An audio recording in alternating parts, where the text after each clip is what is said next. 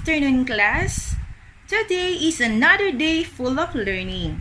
This is Teacher Cecil and welcome to my grade 5 class.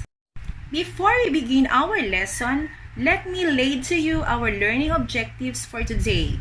Number 1, identify types of viewing materials. Number 2, distinguish among various types of viewing materials. Okay, let's begin. For our initial activity, we will going to play a Spaceman. So class will play a Spaceman game to reveal a term related to the topic. Every misguess will always add up one part of the spaceship, and when its part became completed, it will fly away and there's no more chance of guessing. Okay, let's go. So in here, you will see two pictures which is categorized as natural and man-made. So what do you think is the term related or associated with these two pictures? To start the game proper, you will see several letters at the left side of your screen, in which you will select one letter at a time as your guess to what the term that is associated by the pictures I am being shown to you a while ago. Okay, then let me see your guess. If you go for letter T as your initial guess, then you're at the right track. We have letter T containing on that word. If your next guess would be letter D, then you'd probably missing a chance to the right or to the correct term. So we will building another part of the spaceship by pressing the build button. If you would go for letter O, then you're probably an inch away from the correct answer because we have had a lot of letter O in the box. And if you would guess the letter R, it would be another point for you. Now that several letters are being revealed, can you guess the right term now? Okay. Yes, you're right. This is the types of resources. So resources is being defined as anything that has the utility and adds value to your life. Air, water, food, plants, and animals, minerals, metals, and everything else that exists in nature and has utility to mankind is a resource. And from that, we have two types of resources, which is the natural and man-made resources.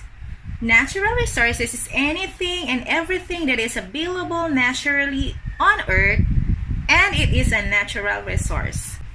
Man-made resources use natural things to make something new that provides utility and value to our lives. It is called human-made resources. For instance, when we use metals, wood, cement, sand, and solar energy to make buildings, machinery, vehicles, bridges, roads, and etc., they become a man-made resources. So what again are the two types of resources? You've got it right. These are natural and man-made resources. The topic that I've had touched earlier is somehow related to our today's topic. So to begin our topic, we will play the Let's Hunt the Answer. So this e-game will take the entire class to the virtual world of Dora the Explorer, wherein you have to find the answer based on the clues given for each treasure chest box found by Dora. Let's go!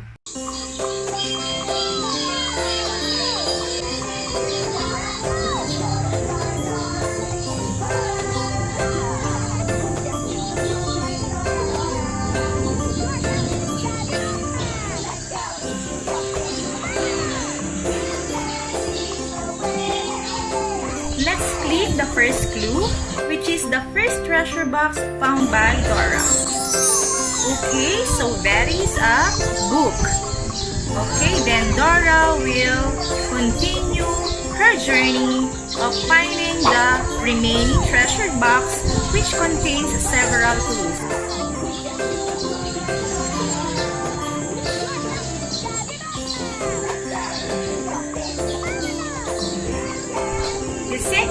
on the treasure box is said to be an e-book.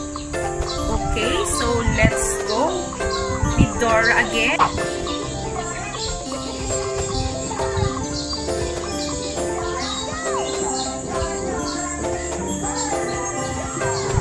The third clue is a poster.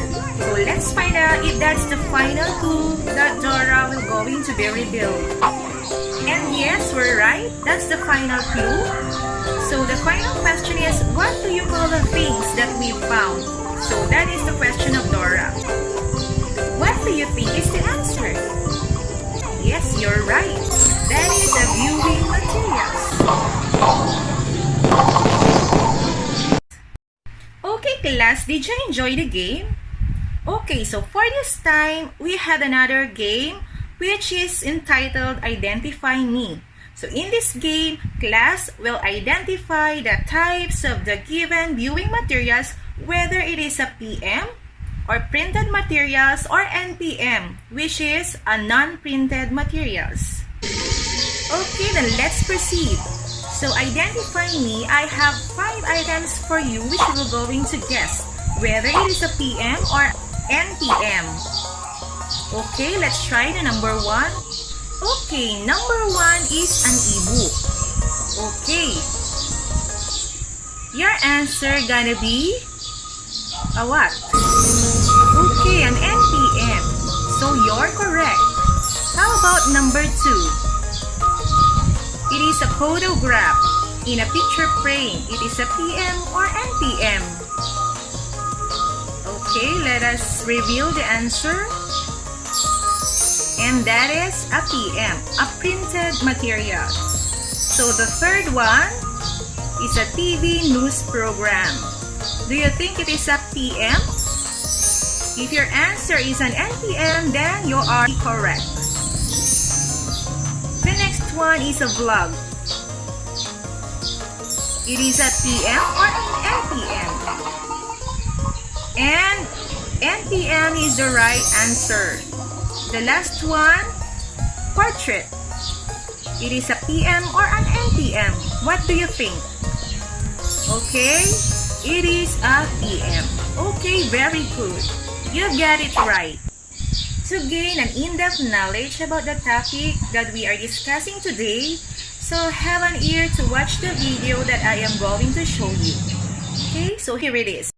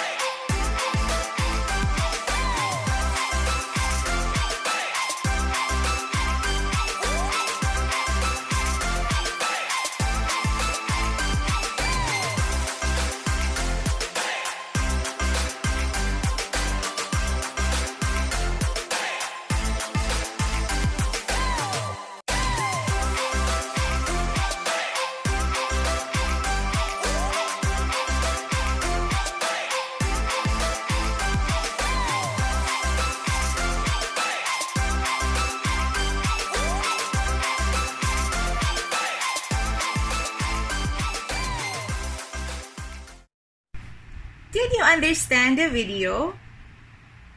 Okay, so based from the video that is being shown to you, what are the different types of viewing materials? Okay, you're correct. These are printed and non-printed materials. So how would you distinguish various types of viewing materials? So print viewing materials consist of all printed images found in textbook, workbooks, reference books, magazines, newspapers, and journals. And non-print viewing materials are those that do not depend on the printed sources. So three-dimensional arts like diorama, globes, puppets, and models, and other projected materials such as films or movies, film strips, commercials, videotapes, and television shows are examples of a non-print viewing materials.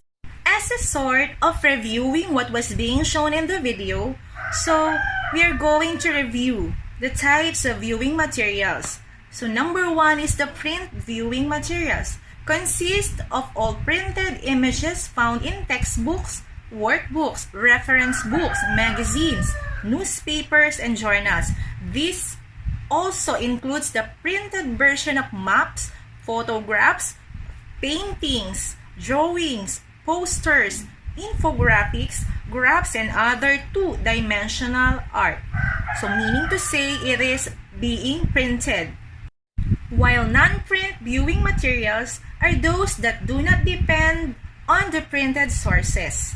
So they are three-dimensional arts like diorama, globes, and puppets and models. So and other projected materials such as films, movies, film strips, commercials, and the likes. So basically, digital viewing materials are non-print materials. So these are materials that are conveyed via digital media with or without the internet connections. Now, to assess if you really understand the lesson very well, we will going to have another activity which are entitled Open and Categorize. Class will play the game by simply choosing the door of their choice. Each door has a question that you will need to answer correctly. Okay, let's go.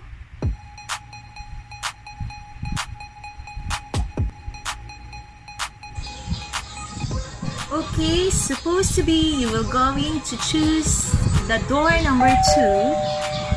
Okay. So let's click the door number 2.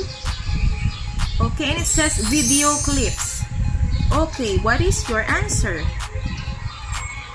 If your answer is a non-print material, then you are correct. Very good. Let's continue. And supposedly, you are going to choose the door number 4, which is the red one. Okay, let's click. And then, click the inside. Okay, so it says Edu TV show. So, what is your answer? Okay, if your answer is non-print material, then you are correct. And now, to assess your mastery on the subject matter, we will going to play another game which I entitled Text Type Board Games. So class will be grouped into 2 to play the game. So a group who had the most numbers of points will be declared as winner. Let's go! We're now happily inside the board game. In this board game, I categorize each questions into 3, which namely choose, categorize, and illustration, which the 2 groups are going to select whether what kind of questions they will going to answer. For example, the group 1 selected the choose category having a 10 points. Okay, so let's click on the board. Okay, so here is a question. For 10 points, pick out the word that does not belong to each set. E-picture books, videos, virtual presentation, and printed poster. So, what do you think is the answer? If your answer is printed poster, then you are correct. So back to board. Okay, another group have a chance to select what kind of question they will going to answer. Okay, let us see this illustration category. So for 20 points, we're going to click on the 20. Okay, for 20 points. In the illustration, it is found to be a magazine. What do you think is the answer? What is the types of viewing material a magazine is? Okay, if your answer is a print material, okay, so you are also correct. Okay, so now back to board. Okay, in this board, so team scores are found under category questions. So for the group who had the most number of scores will be declared as winner. So I presume you already master our topic. So we will dive into our group activity. So class will be divided into 3 groups to be given a varied activities.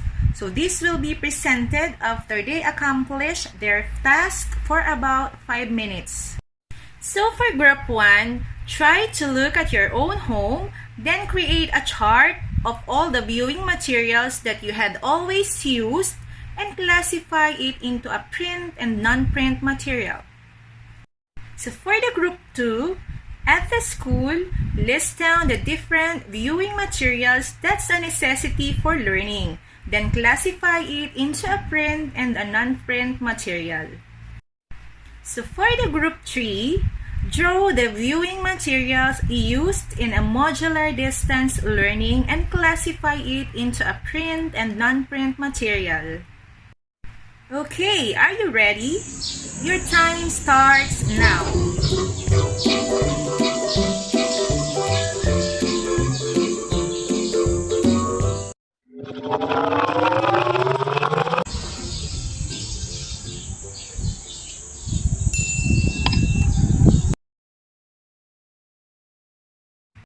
Assuming that you already presented your output in front of the class, now we will go into generalize what you have learned on our topic. So for this time around, we will going to play the spin it. So you will going to play the spin it to assess your acquired learning. So a randomizer with name will be spinning. So whoever name it stop, he or she will be the one to answer the question. Okay, let's spin it.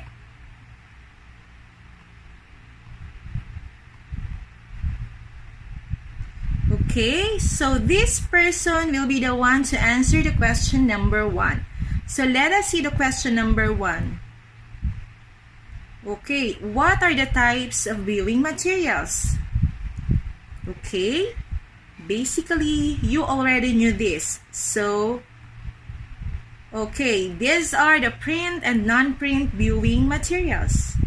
Okay, let's go back. Again, we have to spin this. Okay, so this person will be the one to answer the next question, which is the number 2.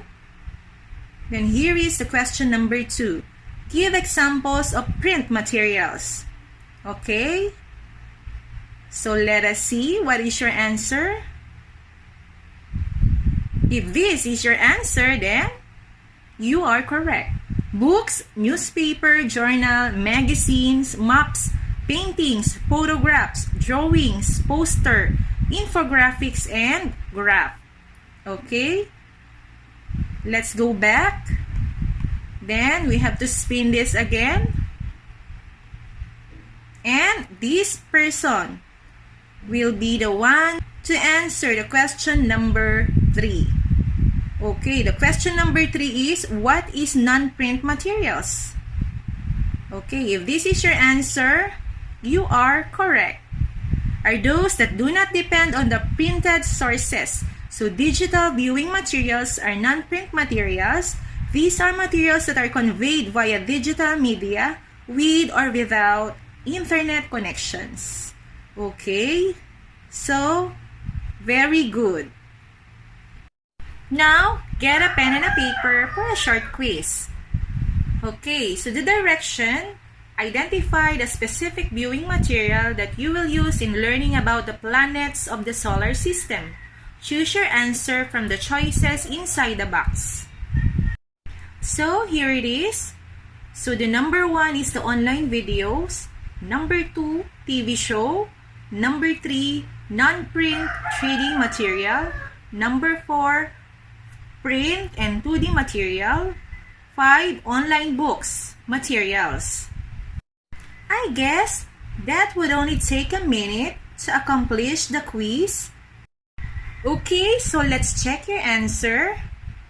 Okay, so for number 1, online videos, if your answer is YouTube videos, so that would be correct. Okay, so number 2, TV show. So if your answer is documentaries, you have 1 point for that. Okay, number 3, non-print and 3D material. So if your answer is a model, then you are correct. Okay, so number 4, print 2D material. The answer is poster. Correct. Number 5, online books, materials. If your answer is Dep et Commons, then you got the right answer. Okay, very good. Then we will be moving on in computing our PL.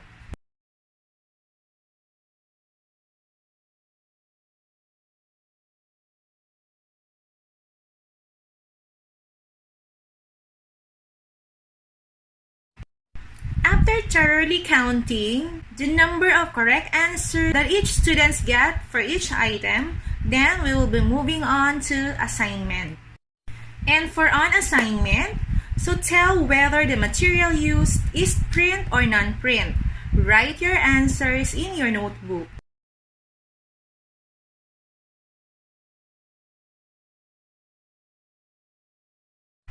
So that's all for now. I hope you learned a lot today. Thank you and God bless. Bye, class!